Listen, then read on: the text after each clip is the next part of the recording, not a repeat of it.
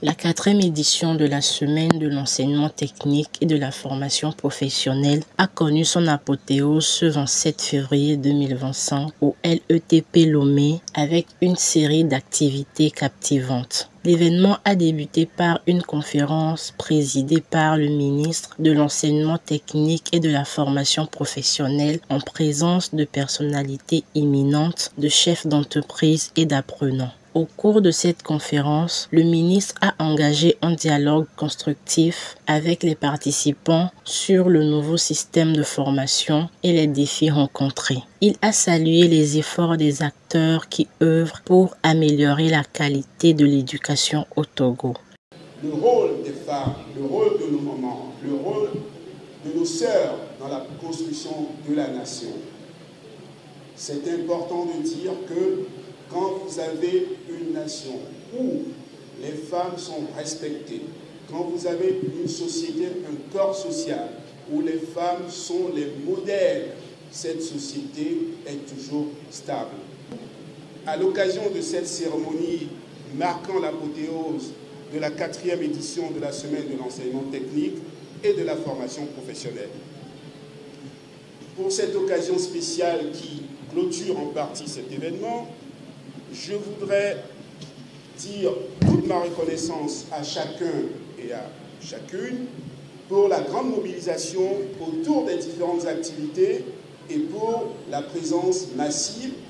Je le rappelle, vous le savez tous puisque vous en êtes des acteurs, l'enseignement technique et la formation professionnelle sont au cœur de la vision du gouvernement pour l'avenir. C'est même la clé de la croissance économique et du développement de notre pays.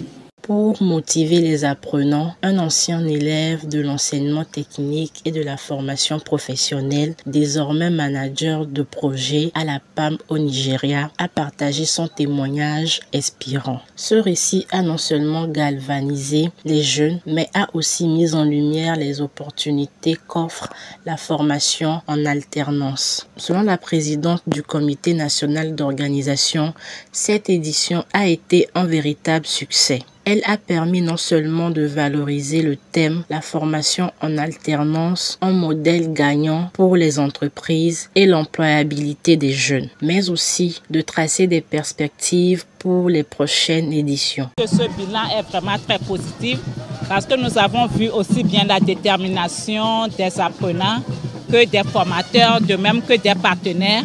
Tout au long de cette semaine, il y a eu une très grande mobilisation. C'est vrai qu'aucune œuvre humaine n'est parfaite, mais nous sommes quand même très satisfaits de l'engouement que nous avons vu et des innovations qui ont été faites au cours de cette 4e édition. Des améliorations également en termes de notre rapport, de nos relations avec les entreprises. Nous les avons attendus ce matin.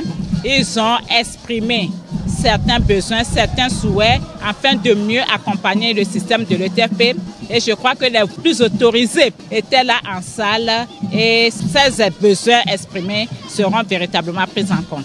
Pour clôturer la journée en beauté, le ministre a effectué une visite guidée des stands où il a pu apprécier les innovations des apprenants. Une université technologique qui a été mise en place et nous pouvons constater qu'il y a 2 maquettes qui se font voir, le plan architectural et le plan électrique.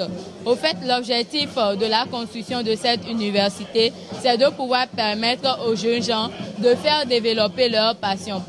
Et nous avons notre projet qui s'appelle EMI Fourneau. EMI Fourneau, c'est fait à base du vidange, l'huile à vidange que nous utilisons pour activer une commission. Voilà, donc comme vous le voyez déjà, la commission qui est activée, c'est à base de l'huile à vidange qui goûte par là, par le robinet, qui va dans le centre qui, ça dit pour avoir une commission là-bas. Voilà. Donc c'est un fourneau très économique et très avantageux. Et c'est très bon pour les bonnes dames qui vendent au bord de la route. Interview des apprenants. La semaine de l'enseignement technique et de la formation professionnelle a marqué une étape cruciale dans la promotion de la formation en alternance comme facteur d'employabilité.